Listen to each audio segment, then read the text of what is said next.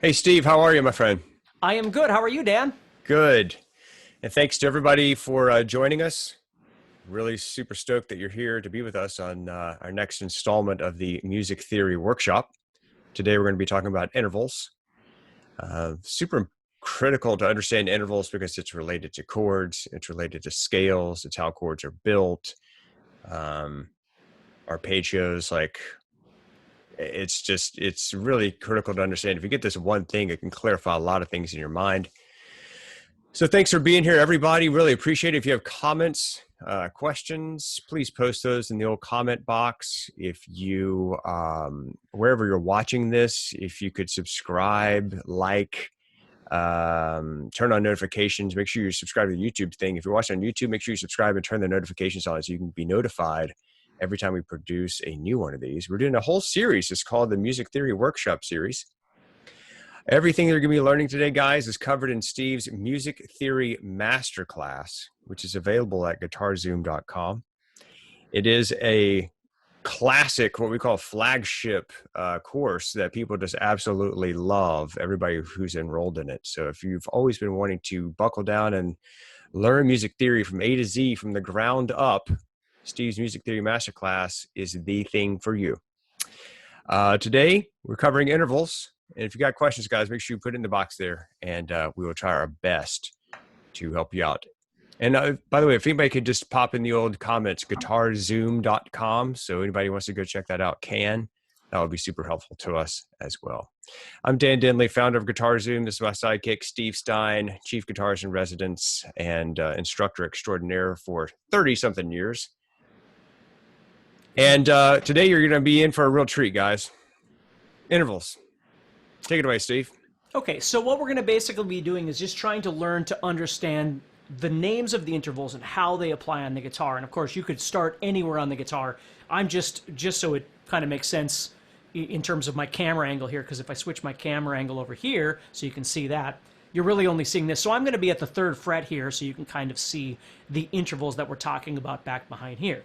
So if you think about it, if I was starting on the note G on the 6th string, and again, I could be anywhere on any string, but if I started here and I went 1 fret higher from 3 to 4, now if you remember, we've kind of talked about some of this before where we call that a half step, okay? Well, the technical term for that is a minor second. So when you go from 1 fret directly to the next fret, anywhere on the guitar, you know, you can go anywhere you want. Those are all called a minor second. So if we go to the next one, if I go from 3 to 5, that's a whole step that we learned earlier. That's called a major second. Okay? And then we've got the next one here. We're going to the pinky. Okay? So when I go from 1st finger to pinky, 3rd fret to 6th fret, now I'm playing what's called a minor third. And we're going to be looking at these, as Dan said, we're going to be looking at these a little bit later in terms of scales and chords and things like that. But that's a minor third. Okay, now here's where it might change a little bit. Now remember that the guitar is unique. I always think of the guitar when I teach people about the guitar. I always tell them the guitar is kind of like having, because it has 6 strings, it's kind of like having 6 pianos that are off-centered from each other. So instead of just going this way on the piano, you can go this way, but you can go this way too, right? So for instance, when I get here to this minor third, I'm actually technically in this case going from G to B flat or A sharp, whatever you'd like to call that. But if you think about it, I could take that note and put it here.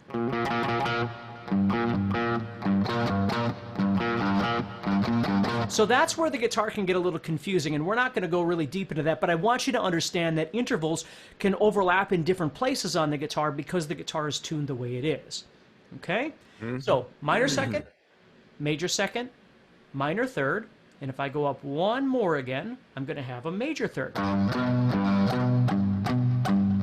And if I go over here, so I'm going from G to B, that's a major third. Okay? Any questions yet, Dan? No, I just want to make sure everybody understands that, like, for example, you just played that G to the B there on the 5th string. Yep. People might recognize that particular interval from their G chord. That's right. So the major third is the first interval in a G chord, guys.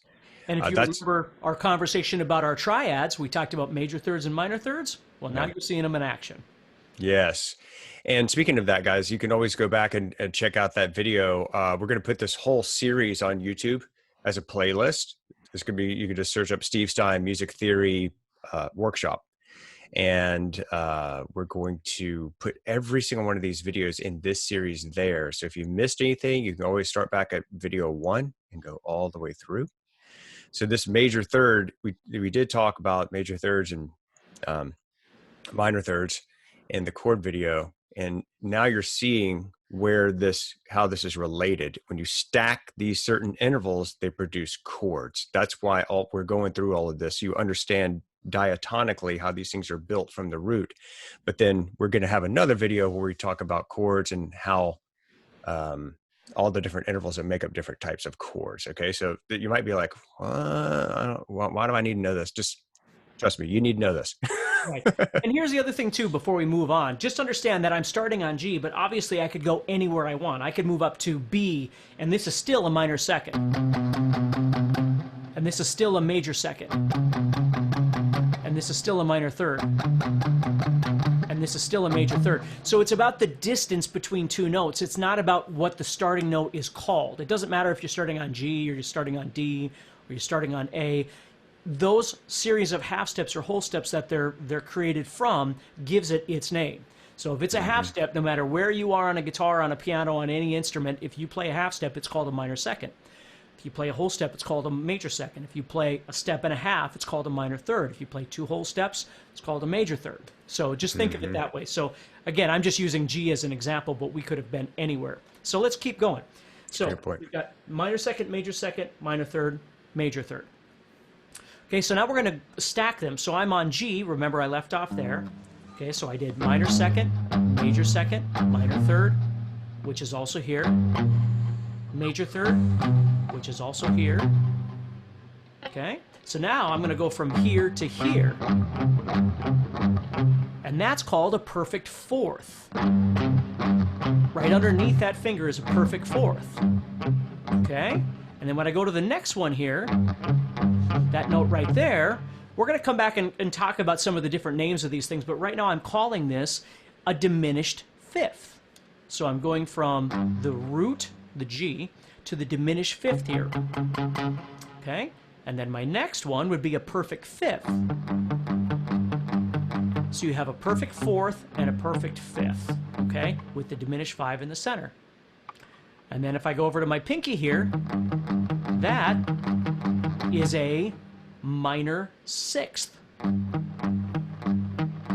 So I have minor second, minor third, or excuse me, major second, sorry about that, minor third, major third,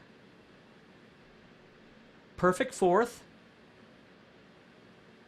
diminished 5, perfect fifth, minor sixth, okay, and then over here would be the major sixth. Now that major sixth is getting a little wide there, so I can take that note and put it right there on the 4th string, and that's a major sixth.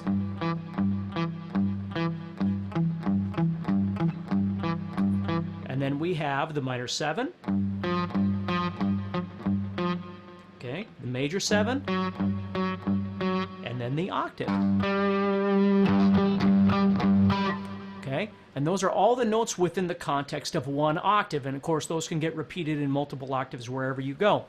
But that's what the first thing is that we want to figure out, is understanding when somebody says something to us like a major 7, we want to know what they're talking about, okay?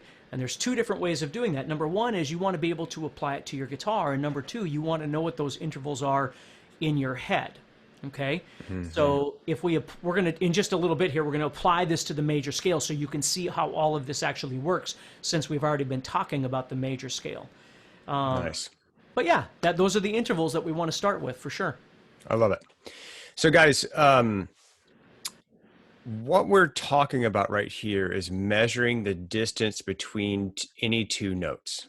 Okay, and we're measuring the distance between the root note, which in this example that Steve just showed you is G on the sixth string. Okay, so third fret, sixth string. That note is G. And then we're just measuring, well, how far is it from G to an A flat? G to an A flat. That's a minor second. Okay. And then G to the A, that's your major second. And it's just going up from there. Now, you can't just play, if you played those, it's all the notes of a diatonic scale. And there's different names for these intervals depending on the context. But don't get too hung up on that. So if you're like, well, what about an augmented fourth? Or what about and we can talk about that quick so everybody has some reference of those. But if you really think about this right here, what we're playing is the chromatic scale, right? Mm-hmm. This is all the notes that are available. And remember what we talked about if you joined us a while back, where we talked about how the chromatic scale is really just a dictionary of all the notes. This doesn't really make any musical sense as it is right now, just all That's of right. this. We have to pull some of these things out like we did when we created the major scale, and that's the next thing I'm going to show you is if I pull those out and make a major scale out of this, then we're going to see that certain ones of these actually work better together to create things we're familiar with, do, re, mi, fa, sol, la, ti, do sort of thing. Nice. Okay. So what I think we should do, Steve, is why don't we do that? You want to do that in this video or want to do it in another video? Well... What you're going to talk about right now? I mean, I'm just going to show them which ones they were in the major scale, but if you think we should do it in another video, we certainly can. Well, it's okay. We can do that here. Yeah. Let's do it now then.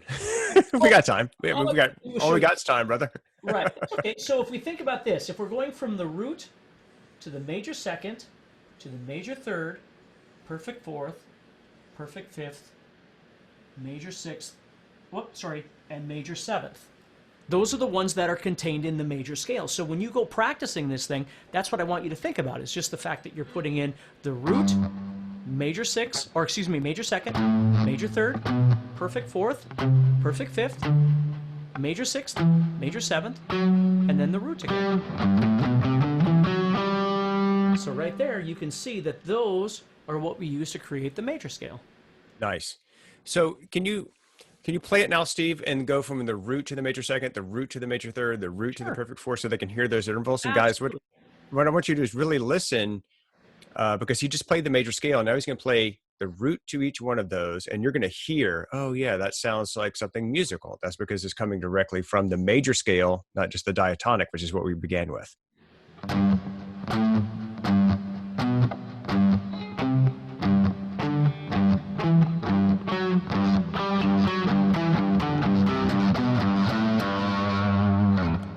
Okay. Nice. Remember, I can move this if I want to play this B over here.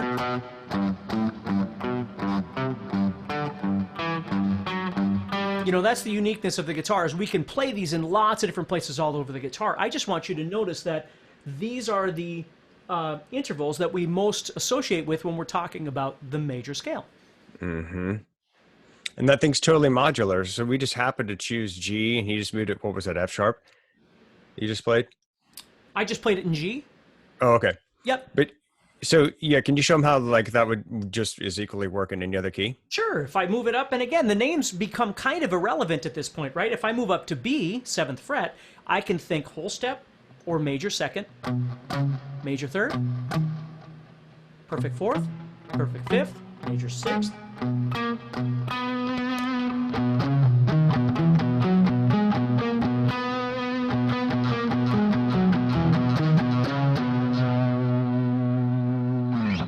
And that little exercise, guys, would be a fantastic picking and finger exercise for you to practice. Absolutely. Just all the way up your fretboard and all the way down, even as a sort of warm up. And if you really want to get crazy with it, actually sing those as you're playing it, because that will help you with your ear training as well. Absolutely. Right. And if you really want to get even crazier, you could go like, you could call out the intervals as you sing them, like major, well, Sorry, you're not going to listen to me sing, but just called. Right. Well, and the cool thing too is about to- that as an exercise, I'll just move back down to G so you can see my hand here. You know, the nice thing is that now if you know where the perfect fifth is, and of course that should remind you of a power chord, right? That's why a power chord is called a G5, because it's telling you it's the G with the fifth, G5. That's why power chords are named the way they are. But now you'd know, for instance, if you knew these intervals, you'd know that you have this diminished 5 below you, right? Or this minor 6th above you. I mean, it's nice to be familiar with what you need as far as the scale goes, but then if there's something awkward that happens or you need to change something, you'd know what those intervals are in between there as well. I love it, dude. This is really, really good stuff and something I never really understood. So what do you think, Steve Stine? Should we press on with this? Or because I know we could talk about this, we can go like really, really deep, because all of these things, these intervals change depending on the scale that you're in and how you build chords. We can go a lot of different directions from here. I don't want to go into anything. I'd like to just stay in the major scale for now. I don't want to start switching to keys or anything like that. But one thing I will tell you, for instance, is be aware that sometimes, like the diminished 5, some people would refer to this as an augmented 4, right? Sometimes the terminology can be different. So if you're looking at this going, oh, you know, my teacher said it was whatever, there's a lot of different ways that you can approach terminology. Like a real generic terminology that I know, for instance, is the minor second is called a flat 2. The major second is called a 2. The minor third is called a flat 3. The major third is just called a 3. This is called a 4, flat 5, 5, flat 6, 6, flat 7, 7.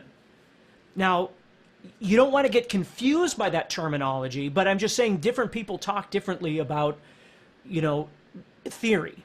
So I just want you to kind of be aware of that there are different terms that you can use for different things. And again, we don't really need to go any deeper than that, but just understand that that's a real kind of generic term that people would use. If you're used to talking to somebody and they say 2, this is what they're talking about. A major second. Yeah, they're talking about a major second, because if they wanted a flat 2, they would say flat 2. Right. Okay. And that works perfectly. The only thing you need to remember, guys, is that a diminished, technically there's a difference between a minor and a diminished interval, because only perfect intervals can be diminished or augmented. But again, don't worry about all that crap. Yeah, exactly. What you need to know is if you're in the real world, if somebody says a flat 5, they're talking about a diminished. That's right. fifth. So that's why it's nice to know the slang terminology. You can ask questions like, what is a perfect 4th and a perfect 5th, and augmented and diminished, and those are all different things. Demented, if you want. Those are all different things that, of course, we would talk about in the master class anyway. But you know, you can ask those. I don't want to waste too much of your time, but just understand that you'll notice, like Dan said, between the perfect 4th and the perfect 5th is where you get these funky words like diminished and augmented, right? You don't see that anywhere else. But if you were talking in slang up here, most people would just call it a flat 5. Yeah. So. And everybody and people know exactly what you're talking about who understand this stuff. And if somebody wants to argue with you about a diminished 5th or a flat 5, probably isn't worth it. And that's, it all depends. Like what I learned talking to other jazzers is that other jazz players is they don't all have the same language. Right. You know, I remember seeing an A2 and going, what's an A2? I thought it was A9. And he's like, it is an A9. It's an A2. I don't care what octave you play it in. I just want you to play the chord. It just going, needs to contain okay, that. That's interesting. You know, because I always thought of a 2, and again, this is between whoever understands this, but 2 always, like, for me, it always meant like sus2. Like, that's the only time I would see a 2. But I had a teacher once that was like, no, I mean 9. I'm just writing it as an A2. Right. You know? So, I mean, there's lots of different ways you can approach this stuff. So just be aware is all. Yeah. And be open. And don't get caught up in the arguments. I think people get off in the weeds and the technicalities of this stuff, but let's all step back for a second and remember that the whole reason we're doing this is to become better musicians. And have some semblance of language to speak to each other, for sure. It's huge. Yep. We've talked about that. I don't think it'd be said enough is that really this whole theory thing, guys, is about understanding the language of music and musicians across styles and across generations, which is the same stuff that Mozart was using to compose music is the same stuff that we're using now. So it's not going to go anywhere. It's been around a very long time. So it's really important that if you're serious, you want to learn this stuff, having some basics of the theory. And let's just be real honest too. Even as deep as Steve's masterclass is, and I promise you, it's as deep as you will ever need to go in theory, unless you're going to go teach it, or unless you're going to go to get involved in some like inner jazz circles or something. You know what I mean? Like, it's as deep as you need to go.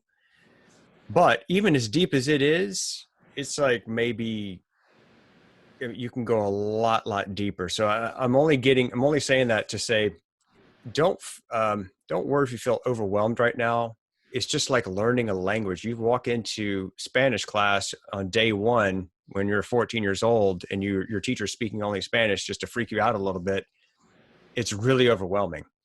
And then on like that same day, you learn like how to say hello, you learn to say goodbye or whatever. It becomes less intimidating. And by the end of the year, you're rolling with your Spanish, or at least you feel a lot more comfortable. It's the same thing that we're doing here, guys. So don't get overwhelmed. Just stick with it and press on. And if you want to go deep into this stuff, I would highly recommend that you get enrolled in Steve's masterclass, Music Theory Masterclass. It's at guitarzoom.com. Steve, anything else you want to cover today, my friend? No, I think that's enough for today for sure. I think it is too. Guys, thank you so much for being here. We really appreciate you taking time out of your life to be here with us and spend with us. Hopefully you got some benefit from this. If you did, please like, share, comment, subscribe with notifications on, and we will see you next time. Absolutely. Take care. Stay Thanks positive. again. Practicing. Yeah. Bye. Absolutely.